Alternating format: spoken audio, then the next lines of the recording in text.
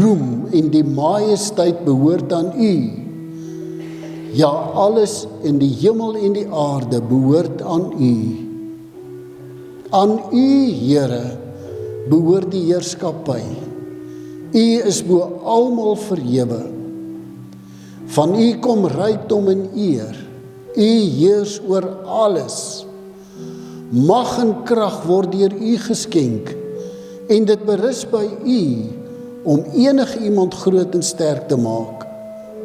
En nou loof ons U, ons God, ons prys U glansryke naam, want wie is ek, en wie is ons as gemeente, dat ons die vermoë sou hê, om sulke gawes te bring.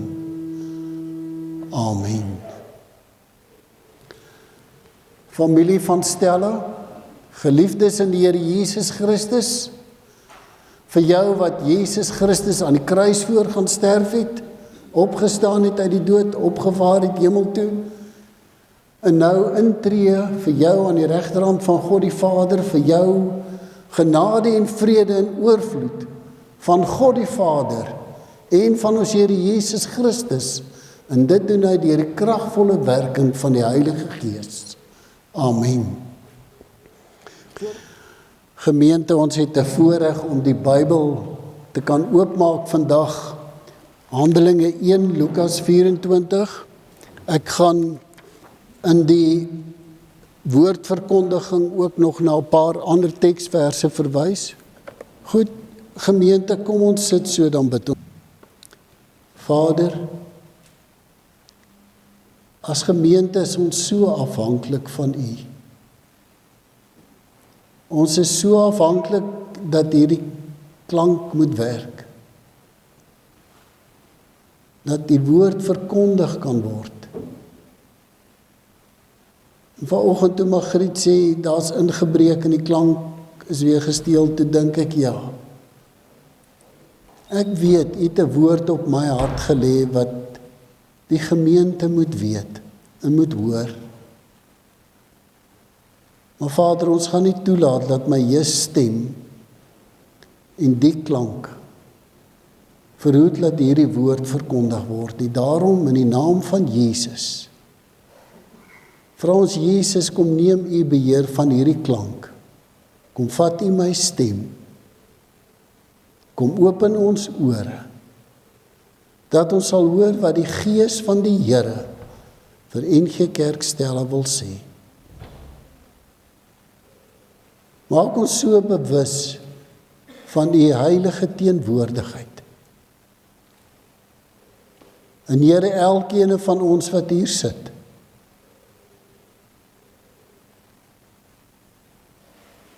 dat ons sal instel om te hoor wat die Gees van die Here vir NG Gemeente Stella wil sê. In Jesus naam bid ons dit. Amen. Gemeente, ons gaan lees Handelinge, hoofstuk 1, die tema van vandag se woordverkondiging. Die wag gaan die moeite werd wees. Die kerk is tussen die hemelvaart en Pinkster, is dit 'n tyd van wag.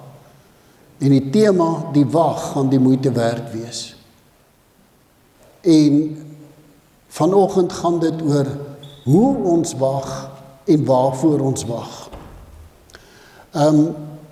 Handelinge, kom ek lees eers die laaste vers van Lukas 24. Nou, vir die wat nie weet nie, Lukas het die boek Lukas en Handelinge geskryf. So Handelinge gaan eintlik aan waar Lukas ophou.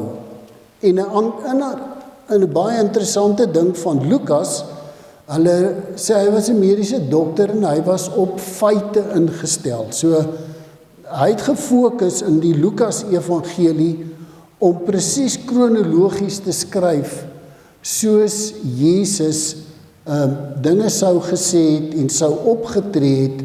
Daar's een plek waar hy terwille van die boodskap wat hy wou oordra, die kronologie bietjie verander het, maar Lukas probeer dit kronologies presies doen. En ek lees net daar Kom ons lees vanaf vers 45. Toe open hy hulle verstand om die skrif te verstaan. Verder sê Jesus vir hulle, so staan daar geskrywe, die Christus moet ly en op die 3de dag uit die dood opstaan. En in my naam moet daar bekering en vergewing van sondes aan al die nasies verkondig word, van Jerusalem af en verder. Die laaste woorde in Matteus gaan dan uit na al die nasies toe, maak die mense my disippels, doop hulle en leer hulle. Nou hier kom hy ook en hy sê, in my naam moet bekering en vergewing van sondes aan al die nasies verkondig word, van Jerusalem af en verder. Julle is getuies van hierdie dinge, en ek sal die gawe wat my Vader beloof het vir julle stuur. Maar julle moet in die stad bly, totdat julle met krag van bo toegerus word. En dan blaai ons om na Handelinge hoofstuk 1. En ek gaan net vers 4 en 5 en vers 14 lees. Ek gaan later vers 8 lees, vers 4. Terwyl hy 'n keer saam met hulle aan tafel was, het hy beveel, moenie van Jerusalem af weggaan nie, maar bly wag op die gawe wat die Vader beloof het, soos julle van my gehoor het. Johannes het wel met die water gedoop, maar julle sal binne 'n paar dae met die Heilige Gees gedoop word. Kom ons lees maar vers 8, maar julle sal krag ontvang, wanneer die Heilige Gees oor julle kom en julle sal my getuies wees, in Jerusalem sowel as in die hele Judea en in Samaria, tot in die uithoeke van die aarde. Vers 14. Hulle het almal eensgesind volhard in gebed, saam met die aantal vroue onder wie ook Maria, die moeder van Jesus, sy broers, was ook by hulle. So hier kom Jesus se opdrag, moenie van Jerusalem af weggaan nie, wag. Bly wag op die gawe wat die Vader beloof het. Die gawe wat die Vader beloof het, is, julle sal binne 'n paar dae met die Heilige Gees gedoop word. Hoe moet julle wag? Gaan wag eensgesind, volhard in gebed. Ek wil net so 'n oombliekie teruggaan na die vorige paar weke se woordverkondiging. Julle sal onthou die laaste ek is uitspraak wat ek hanteer het van Jesus, Johannes 15, ek is die ware wingerdstok. My Vader is die boer, julle is die lote. En wat ons, hierdie is nie beeldspraak nie, hier kom bied Jesus dit aan en sê, hy is die wingerdstok. En die lewe vloei uit die wingerdstok uit. Ons is die lote wat aan die wingerdstok vas is. Vers 4 gee die enigste opdrag, bly vas aan die wingerdstok. En dan gaan iets outomaties gebeur, julle sal vrug dra. Maar die Vader is die boer, hy loop rond met die snoeisker. Met die snoeisker doen hy twee goed, hy snoei reg of hy knip af. Snoei reg sodat jy meer vrug kan dra. Daar gebeur goed in ons lewe en baie keer die ding wat die Here die meeste in ons almal se lewe, maar baie keer kort moet kom afknip, is ons trots, ons selfsug, ons eie ek, ons hoogmoed. Kom knip die eie ek so bietjie. Want dat ons kan vrug dra tot eer van die Here. En dan vers 8 wat hy sê, die Vader word juis daardeur verheerlik dat ons baie vrug dra. So, en verlede week het ons by Efesiërs 1 bietjie 'n draai gaan maak, vers 19 en 20, en dan ook by Efesiërs 3, vers 20. Maar 19 en 20, wat hy dan kom, Paulus kom en sê, as ek hom net hier kan kry, en dat ons sal besef hoe geweldig groot die krag is wat God uitoefen in ons wat glo. Dis dieselfde kragtige werking van sy mag wat hy uitgeoefen het toe hy Christus uit die dood opgewek en hom in die regterhand aan die hemel gesit het by die troon van God. En dan, dit gaan oor die krag van God wat in ons werk. En dan Efesiërs 3 vers 20, verlede week, aan hom wat deur sy krag wat in ons werk, magtig is, om oneindig meer te doen, as wat ons kan bid of dink. En het ons oor hierdie krag gepraat, en het ons gesê, hierdie is 'n werklikheid, dat die krag van God is in ons, en die krag van God in ons, is magtig, om oneindig meer te doen, as wat ons kan bid of dink. En dan wil ek sommer net kyk weer na al die ek is uitsprake. Jesus wat gesê het, ek is die brood van die lewe, ek is die weg, die waarheid in die lewe, ek is die opstanding en die lewe. Dit gaan nie net dan oor die lewe, die ewige lewe nie, maar dit gaan oor 'n lewe in volheid, 'n lewe van betekenis hier en nou. Dit gaan letterlik oor 'n lewe in die krag van die Heilige Gees elke dag vir ons as Christene, dat ons dit kan verwag. Dit gaan letterlik vir 'n NG Gemeente Stella oor 'n lewe in die krag van die Heilige Gees. Nou wil ek net 'n bietjie teruggaan na 'n gewone mens, wat ek raak gelees het in die Bybel saam met jou. 'n gewone ouetjie, sy naam is Petrus, 'n visserman wat sy visserskuit los, en hy word 'n disipel van Jesus. Hy stap agter Jesus aan. Hy sit by Jesus se voete, hy leer by Jesus. Daar vind groei, daar vind verandering in Petrus se lewe plaas. Maar toe die dinge bietjie begin warm raak, staan Petrus ook op en hy sê, maar ek sal saam met u gaan, Here, ek sal u beskerm. Maar Petrus was voor dit, hy was ook daardie ou wat, hy was nie bang nie. As Jesus op die water aangeloop kom, dan sê hy, Here, maar kan ek saam op die water kom loop? En dan klim hy uit en dan so eentjie later, dan sink hy, wanneer hy sy oog van die Here afhaal. Want dalk het hy seker gedink, check hoe smart is ek, en toe sink hy. En dan is dit dieselfde Petrus, wat opstaan en sê, niemand gaan aan Jesus vat nie. Hulle sal eers deur my moet kom. Maar, toe Jesus gevange geneem word, julle ken die verhaal baie goed, sê Jesus, kyk, Jesus vir hom voor die nag, haan vannag kraai, gaan jy my 3 maal verloon, en dan verloon Jesus Petrus vir Jesus, teenoor gewone diensmeisies, 3 keer, en die haan kraai, en hy skaam en hy stap weg, en ek wonder emosioneel, hoe 'n mislukking het hy gevoel. Hierdie man, wat durf en moed het nie die moed gehad om voor 'n gewone diensmeisie Jesus te erken nie. En dan is dit die kruisiging en die opstanding, en Jesus verskyn aan die ander disippels, aan Martha, Maria, die vroue, maar hy verskyn nie aan Petrus nie. En dan moes ou Petrus dalk gedink het, ek sou ook nie, want ek het dan die Here verloon. Heel laaste verskyn Jesus aan Petrus. En dan spandeer hy 40 dae met die disippels en met die vroue en met sy broers, almal wat ons nou hiervan gelees het, spandeer hy 40 dae met hulle. En dan gee hy die laaste opdrag. Nou ons is gewoond in die kerk om te sê, die laaste opdrag is, gaan dan na al die nasies toe, maak die mense my disippels, en leer hulle om alles te onderhou wat ek julle beveel, en doop hulle in die naam van die Vader, die Seun en die Heilige Gees. So dis die evangelie opdrag. Maar eintlik die heel laaste opdrag wat Jesus vir hulle gee, na dit, voor julle gaan, bly wag. Bly wag en bid. Moenie eers gaan nie, want jy kan nie in eie krag gaan nie.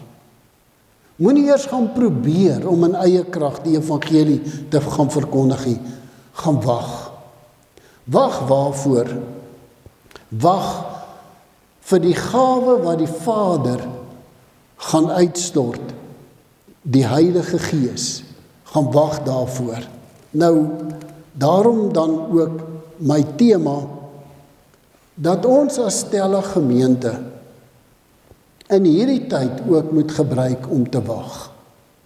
Nou kan julle vir my sê, Dion, die Heilige Gees is mos klaar uitgestort. Waarvoor moet ons nou wag? Ek dink ons as 'n gemeente moet ook 'n bietjie die brieke trap en wag. Want ons is so in die hardloop om goed meestal in eie krag te probeer doen in die gemeente. Van 'n kuierfeesreël, elke vergadering, elke ding, baie van dit probeer ons in eie krag. En het die Here hierdie week op my hart gedruk om vir NG Gemeente Stella te sê, wow, stop. Kom ons wag. Kom ons gaan word stil om te wag dat die Here ons ook sal seën met die krag en die werking van die Heilige Gees. En as ons gaan wag, gaan ons aktief wag. Ek gaan nou daaroor praat. Die wag, as ons dit reg doen, gaan die moeite werd wees. En in Handelinge 1 vers 4 en 5, as ek dit net weer kan lees, dan sê hy, wag vir die belofte van die Vader. En die belofte van die Vader is dat julle met die Heilige Gees gedoop sal word. Hierdie doop met die Heilige Gees is die bemagtiging, die krag wat ons kry, dat ons deur die Gees, soos ons verlede week aan gesê het, magtig is om oneindig meer te doen in Stella, in hierdie gemeente, vir die koninkryk van God, as wat ons kan bid of dink. Die woordjie wag, in hierdie vir hulle was dit nie 'n ding van gaan sit en doen niks vir 40 dae nie. Hulle het gaan wag op 2 plekke, in die tempel en in die bovertrek. En die wag was 'n eensgesindheid in gebed. Hulle het almal eensgesind volhard in gebed, saam met die vroue onder wie ook Maria, die moeder van Jesus, sy broers, was ook daar. Wag is aktief op jou knieë voor die Here in gebed. Maar is een ding, hulle gaan wag nie net individueel nie. Hulle wag ook saam as 'n groep gelowiges. Hulle verkeer saam as groep gelowiges eensgesind in gebed. En is voor die Vader en sê, Jesus het gesê, jy gaan ons doop met die Heilige Gees, ons verwag dit. Doop ons met die Heilige Gees, Here. Ek glo dit was die deel van die inhoud van hulle gebed. Nou as ek dit net so oombliekie kan onderbreek voor ek kom by wat dit beteken, wil ek sê, ek dink ons, en ek sê ons as NG Gemeente Stella, ons moet iets hier leer.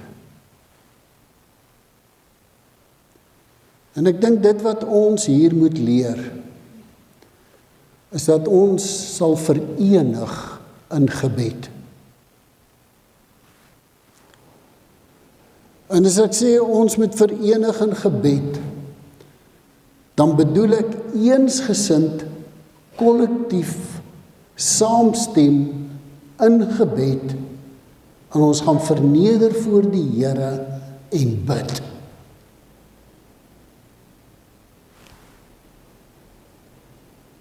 Ek dink nie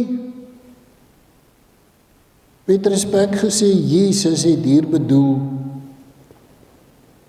gaan vra maar dat iemand net gou open nie. Gaan vra maar net dat iemand net bid. Ek kan my indink, ek weet nie of julle al gesien het hoe die Koreaanse Christene bid nie. Ek dink dis hoe hulle hier gebid het. As die gemeente in Korea tyd het om te bid, dan sê hulle, kom ons bid. Dan daar waar hulle sit, bid almal kliphard saam. Kyk, ek was al by baie geleenthede waar daar so gebid is, dis absoluut fantasties. Maar baie keer kan ek ook nie fokus nie. Maar ek dink hierdie groep gelowiges was saam en almal het sommer saam hardop gebid. Aktief, verenig in gebed, eensgesind in gebed.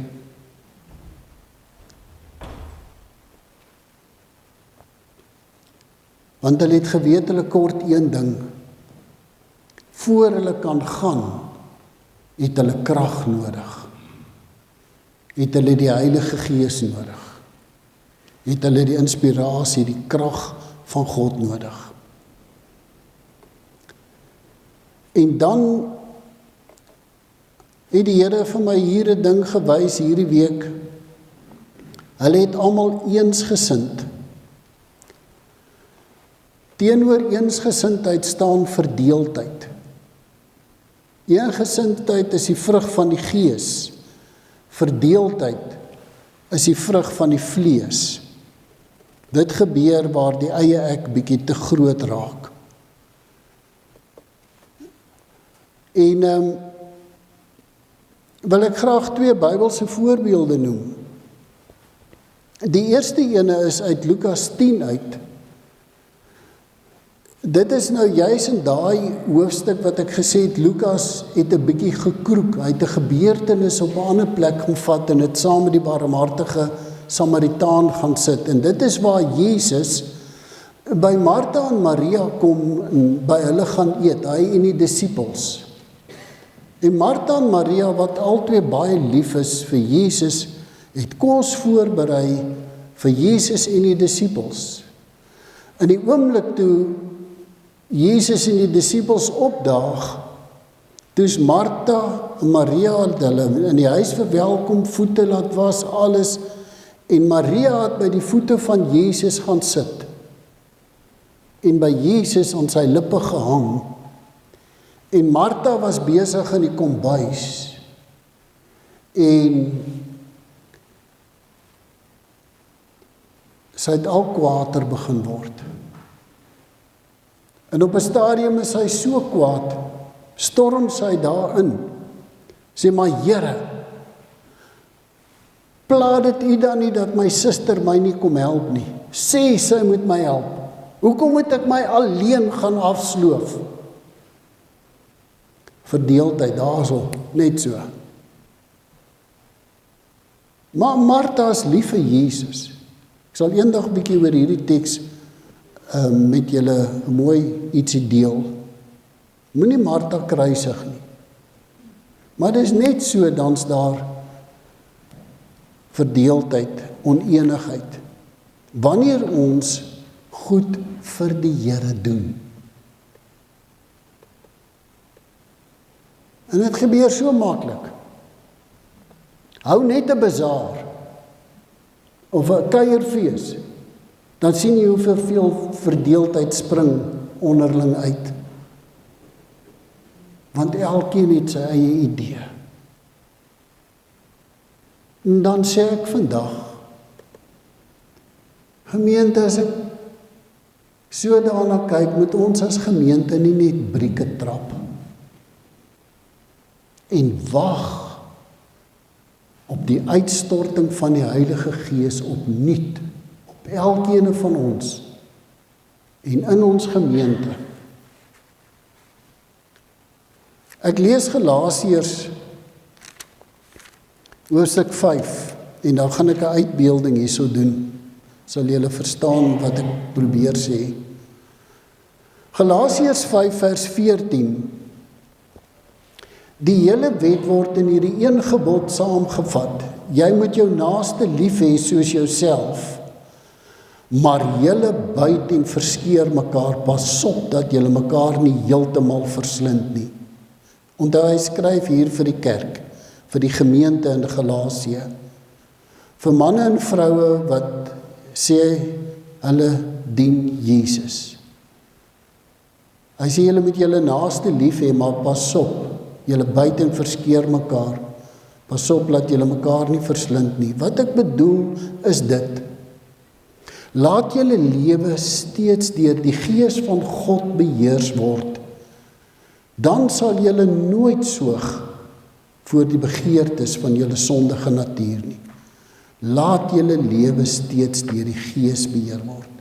En wat Paulus daar sê, is dat daar Christene is wat hulle nog deur die vlees laat lei en nie deur die Gees nie. Maar kom ons kom terug by hierdie teks en dan wil ek dit op 'n manier probeer uitbeeld. Handelinge 1. Wag vir die gawe wat die Vader beloof het, soos julle van my gehoor het. En wat is hierdie gawe? Johannes het met water gedoop, maar julle sal binne 'n paar dae met die Heilige Gees gedoop word. Wat is, ek wil vanoggend, hier sê hy, wag laat julle gedoop word in die Heilige Gees, met die Heilige Gees.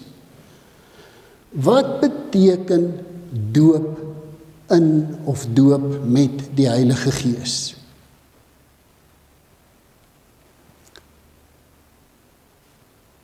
Kom ek begin daar. Baie mense het my al gevra, Dion, is jy gedoop met die Heilige Gees? Sê ek ja. En dan het baie van daai mense vir my 'n volgende vraag gevra. Vir my gevra, Dion, nou as jy dan nou gedoop is in die Heilige Gees of met die Heilige Gees, kan jy in tale praat? En sê ek nee, ek het nog nie daai gawe gekry nie. En dan is meestal die antwoord, maar dan is jy nog nie gedoop met die Heilige Gees nie. Maar ek is gedoop met die Heilige Gees. Jy sien, as ons gaan kyk na die woord, 1 Korintiërs 12, die hele woord, die is, een persoon het nie al die gawes nie. Aan die een is die gawe gegee om die woord van wysheid te praat, die woord van God te verkondig. Aan die ander is die gawe gegee kennis. Aan 'n ander een die gawe van geloof. Dis een van my gawes. Aan die ander die genadegawe van gesondmaking. Ek het al vir mense gebid wat genees is, maar ek het nie die gawe nie. Die Here het deur die Gees op daai oomblik die gebed verhoor. Die gawe van wonders, die gawe van profeteer. Daar's nog ander gawes, die gawe van dien, die gawe van gee. En dan aan ander het hy die gawe gegee van ongewone tale en klanke. Maar al hierdie dinge is die werk van die een en dieselfde Gees wat aan elkeen afsonderlik gegee is. En dan vers 13. Omdat ons almal een liggaam geword het, is ons almal met een Gees gedoop, of ons nou 'n Jood is of 'n Griek, 'n slaaf is of vry, ons is almal van die een Gees deurdrenk. Nou hier is dit verskriklik belangrik. Daar's net een manier. Maak nie saak of jy 'n kind, so klein soos daai kind wat op Kobus se skoot sit, of 'n ou oom of 'n ou tannie is nie. Dit maak nie saak of jy 'n man of 'n vrou is nie. Dit maak nie saak of jy 'n Jood of 'n heiden is nie. Dit maak nie saak of jy blank of nie blank is nie. Daar's net een manier, universele manier, waarop almal gered word, en dit is deur Jesus Christus. Daar's net een universele manier, waarop almal die krag van God kry, en dit is deur die doop met die Heilige Gees. Daar is net een Heilige Gees, wat in almal werk, en hy werk in almal dieselfde. Die Here het nie twee evangelies, een vir my en een vir jou nie. Die Here het nie twee verskillende maniere hoe hy ontwerp het, dat die Heilige Gees of dat die kerk moet werk, een vir jou en een vir my nie. Hy het een manier vir ons almal, universeel, hier en reg oor die wêreld. Een manier. En ek wil dit nou so verduidelik. Nou, dankie Henk. Jy moet hom net hier teen my druk net daar so vas. Hierdie glas, ek doen nou 'n bietjie met warm water hierso. Kom ons sê hierdie glas stel Jesus Christus voor, en die water is die volheid van Jesus, dis die krag, dis die Heilige Gees. Ek en Gerda was daar by die Hervormde Kerk bazaar, en ons het bietjie gaan beskuit koop. En kom ons sê, hierdie beskuit stel mense voor wat nog nie tot bekering gekom het. En hierdie dik beskuitjie, dit is nou ek. En toe ek in standaard 6 gekom het, toe die Gideon Bybel by die skool kom afgee, en het ek besef, Dion, jy gaan hel toe. As jy nie jou lewe reg kry nie, hel toe met jou. En ek het begin Bybel lees en bid, en ek het al nader begin lewe aan Jesus. Ek het die wet onderhou. Ek het al nader geleef aan Jesus. Ek het gitaar gespeel in die kerk. Ek het vir mense ook vertel, hulle moet hulle lewe reg kry.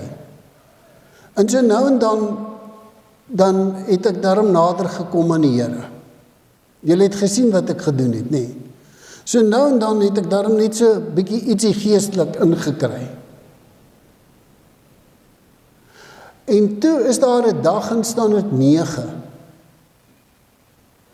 wat ek tot bekering gekom het, wat ek opgestaan het en gesê, Here Jesus, ek neem U aan as die verlosser van my lewe. Word die Here van my lewe. Vul my met die Heilige Gees. Daardie dag is ek gedoop met die Heilige Gees. Dis die dag wanneer ek en jy gedoop word met die Heilige Gees. Die dag van ons bekering. Nou kan ek vir elkeen van julle vra, hoe lyk jou lewe?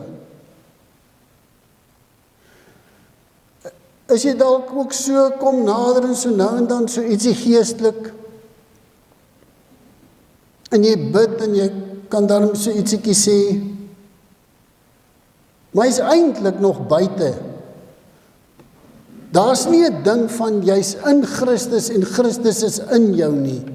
Jy's nie gedoop in die Heilige Gees nie, want jy het nog nie tot bekering gekom nie. En dit is hoekom Paulus vir 'n gemeente kan skryf, julle het nie die Heilige Gees nie, want julle buiten verskeur mekaar. En dan sê ek, kom ons vat Handelinge en ons sê, kom ons gaan wag, kom ons gaan bid. En nou kan julle sien wat met hierdie beskuit gebeur. Hy sit uit. As ek hierdie beskuit nou uithaal, loop die water uit hierdie beskuit uit. Want hierdie beskuit is deurdrink van die een en dieselfde van die water. Ek het vergeet om daai woord te lees. 1 Korintiërs, Henk, wat staan daar? Wow. Deurdrenkend. Deurdrink. Jy is van een en dieselfde Gees deurdrink. beteken dit, hierdie beskuit is deurdrenk van hierdie water. En wat dit vir my sê is, elke ene van ons, en dis God se ontwerp vir die kerk. Dis God se ontwerp vir NG Gemeente Stella. Maak nie saak hoe oud jy is of hoe jonk jy is nie. Dit maak nie saak of jy ryk en of jy arm is nie. Of jy SASSA pensioentjie kry of wat nie. Daar's een ding wat vir ons almal universeel dieselfde is. As ons met die Heilige Gees gedoop is ons deurdrenk met die Heilige Gees. En dan vloei die liefde van die Gees uit ons uit. En dan in die oomblik as ek selfsug raak, dan knip Vader die selfsug af. Dan weet ek, het gaan oor die Here en die Koninkryk van God en oor sy wil en nie oor ek, myne nie.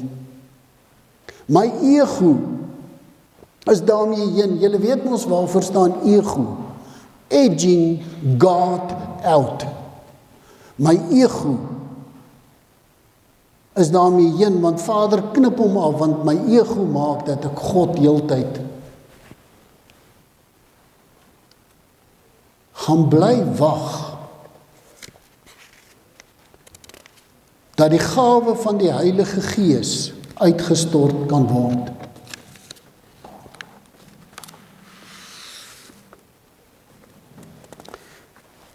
Bietjie riskante besigheid wat ek hier doen. Anne-Marie, ek hoor hoe lag jy. Maar kom ek vra, as jy hierdie beskuit is vandag, waar sien jy jouself? Kom ons sê hierdie skinkbordjie is NG Gemeente Stella. Waar sien jy jouself?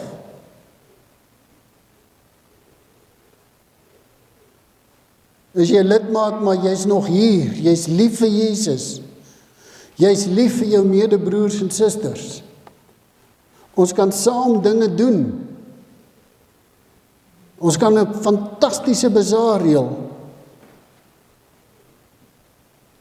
Maar as jy deurdrenk, as jy gedoop in die Heilige Gees, het jy Jesus.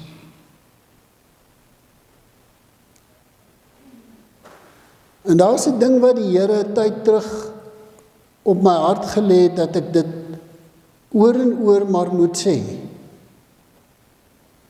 Dion sê maar oor en oor, dat daar 'n dag in jou lewe was wat jy tot bekering gekom het. Jy kom net hier, jy word net gedoop in die Heilige Gees die dag van jou bekering.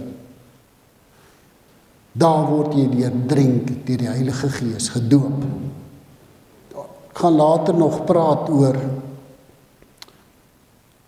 hoekom die Here sê ons moet aanhou vervul word met die Heilige Gees. Maar vandag eenmalig gedoop met die Heilige Gees. Ek is gedoop met die Heilige Gees. Is jy gedoop met die Heilige Gees? Is elke lidmaat van hierdie gemeente gedoop met die Heilige Gees? Ek dink nie so nie. So wat moet ons doen? Ek dink ons moet doen wat die woord sê. Ons moet gaan wag. Wag beteken bid.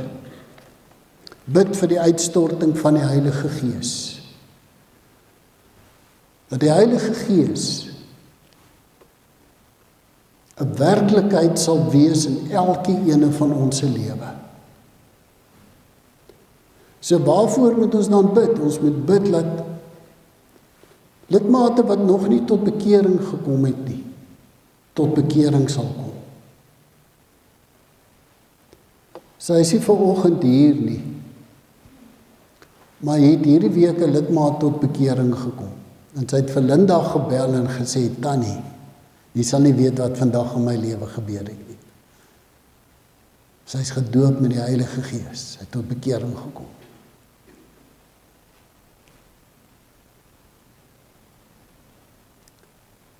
Ek gee vir jou tyd vir stil gebed, dat die Heilige Gees hierdie woord verder met jou sal praat, want ek kan nie meer nie. Laat die Heilige Gees met jou praat.